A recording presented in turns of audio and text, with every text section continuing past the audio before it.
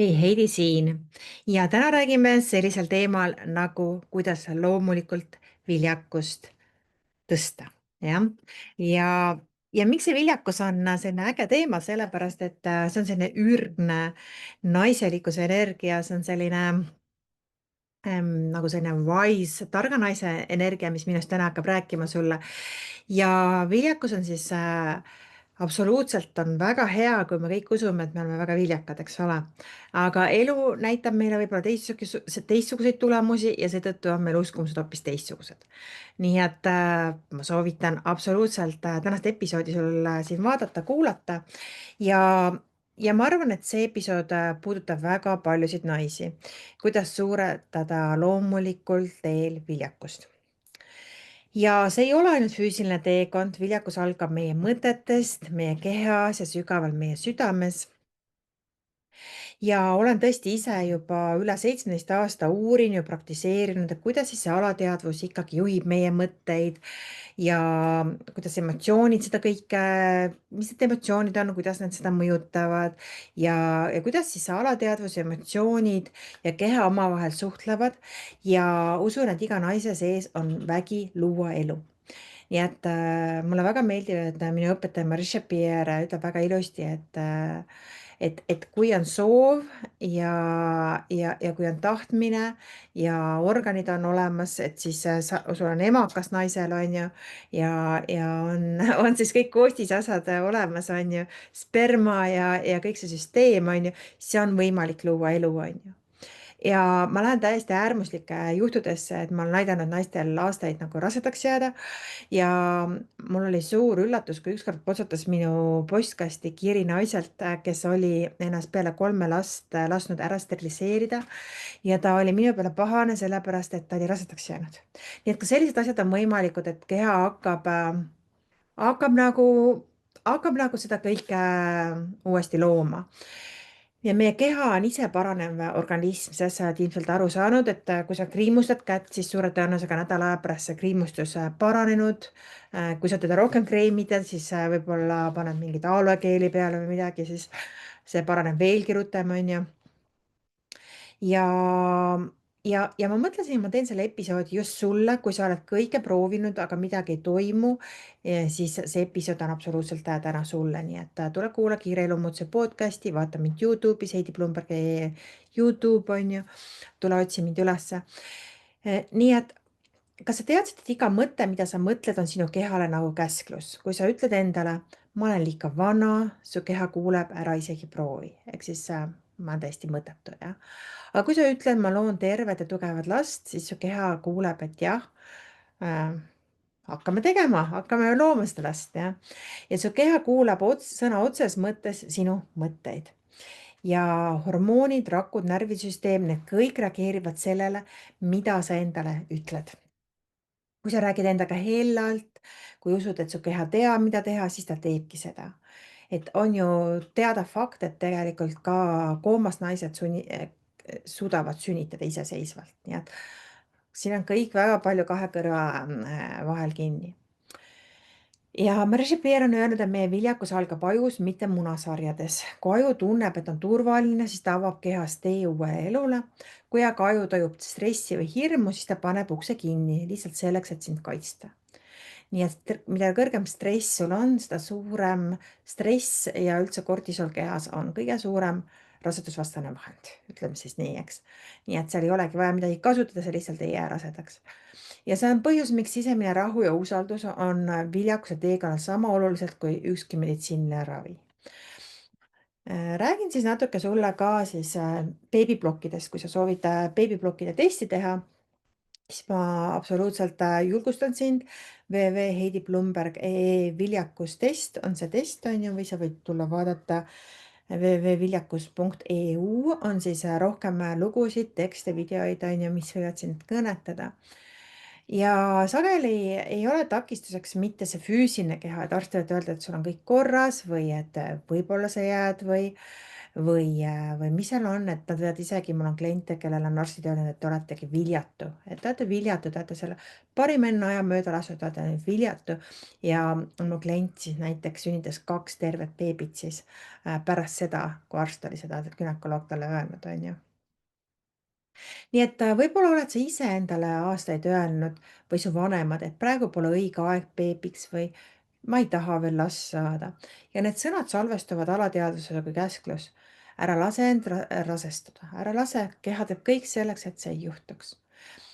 Ja nüüd, kui sa võib-olla oled valmis, pole su alateadvus veel sõnumit uuendanud, et ta jookseb selle vana programmiga edasi. Sest alateadvusel on selline huvitav nipp, et kui sa neid alateadvuse uskumusi ümber ei kirjuta, sa ei tea, kuidas seda teha, kuidas neid asju muuta, siis ta jookseb ikka sama süsteemi pidi. Jah, see on meie enda turvalisuseks vajalik, jah. Aga tänapäeval on nii palju töövahendeid, minagi õpetan päris mitmeid töövahendeid, kuidas neid asju hakata ümber suunama, nii et kuula mu tagasisidesid, vaata, loe, vaata, mis inimesed ütlevad. See on tõesti mõistlik nagu seda kõike proovida. Ja väga oluline on ümber programmeerida oma mõtted ja uskumused, kustutada vanad käsud ja asendada need uute armastavate sõnumitega, mis on seotud siis sinu eesmärgiga. Nii et kõige olulisem on küsida endalt, kas ma usun, et mu keha on viljakas ja tark. Nii et võta natuke aega ja mõtle, kas sa usud, et su keha on viljakas ja tark. Kas ma tunnen end turvaliselt emaks saamise mõtte juures? Jah, et väga paljud naised, kes ei tunne turvaliselt, nendel võib tulla rasedusjärgne depressioon, igasugused sellised asjad. Seda kõike saab eeldada sellega, et sa töötad oma uskumustega enne ära, jah. Ja on inimesi, kellel on olnud rasedusjärgne depressioon, mu kliente, kes on uue lapse saamist isegi kartnud, mul on naisi, kes on abortinud isegi oma rasedusi, sest nad nii väga kardavad, et nad lähevad sinna. Ja isegi nende elukaaslased on öelnud, et ärme rohkem lapsi tee, sest see oli lihtsalt nii hull, mida nad läbi elasid. Siis on ikkagi vaja töötada nende asjadega ära ja siin tuleb sisse siis viljakus coaching, rasedus coaching, mida mina siin Eestis Marisha Peri esimese viljakus coach'ina siis teen.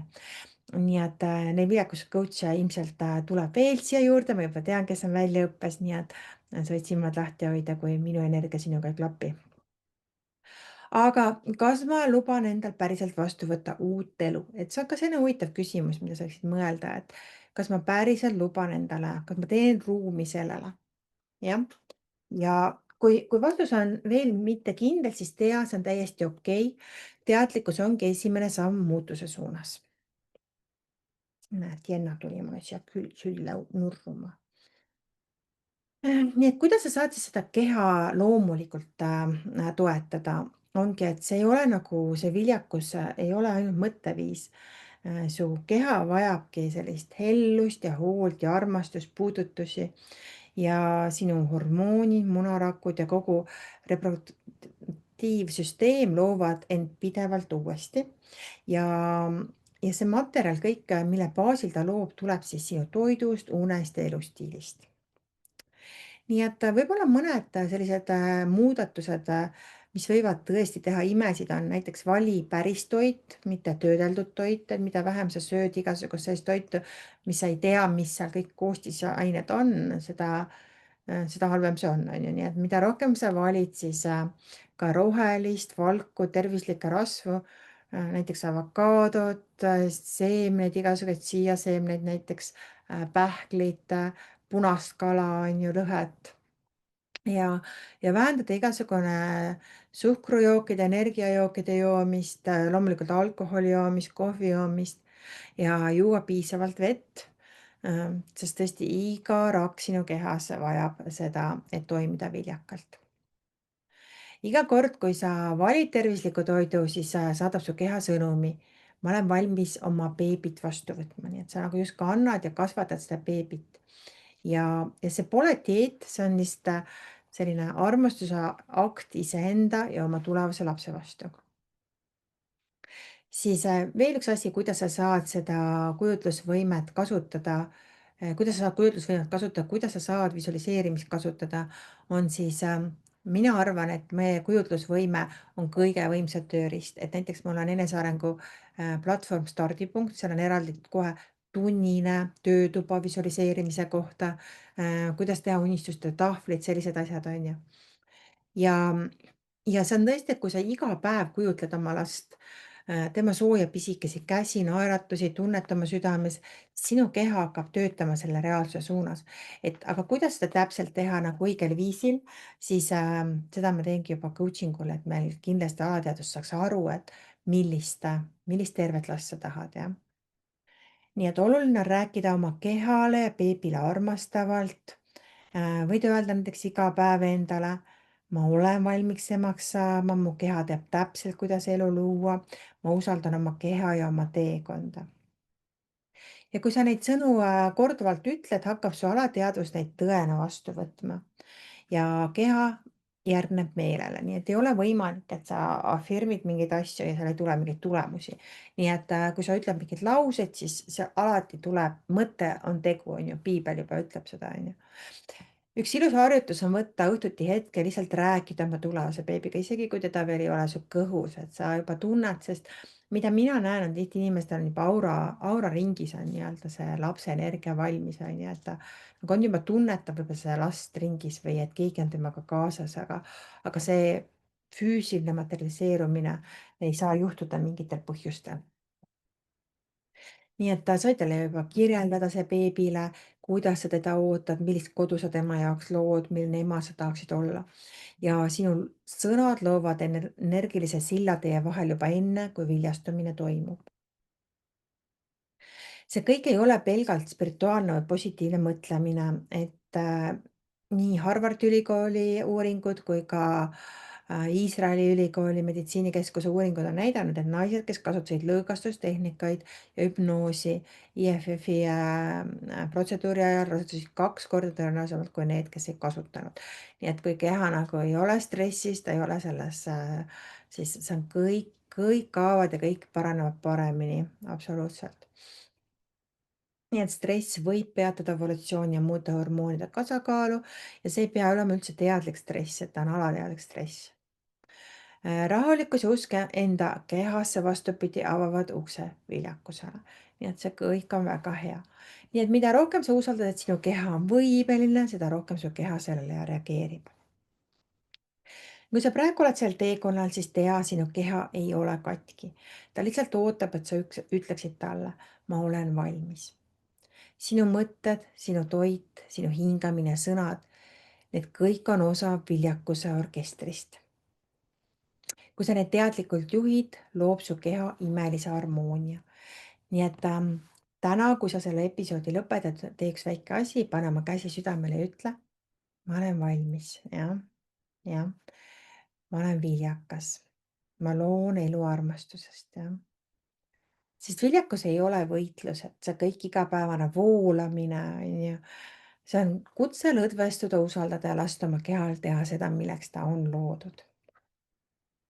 Kui see episood sinuga resoneerus, jaga seda kellegagi, kes vajab praegu lootust ja tuge oma viljakuse teekonnal. võib-olla ta on läbimas mingit leinafaasi. ja kui sa tahad veel rohkem praktilisi samme, harjutusi, kuidas viljakust loomulikult teil suurendada, leiad mind aadressilt heidiblumberg.ee või www.viljakus.eu või tee viljakuse testi, on ju, heidiblumberg.eu viljakustest. Nii et ma loodan, et kohtume sinuga järgmises videos, järgmises podcast'i episoodis. Jaga siin all ka kommentaarides, mis on täna sinu kaasa võtta.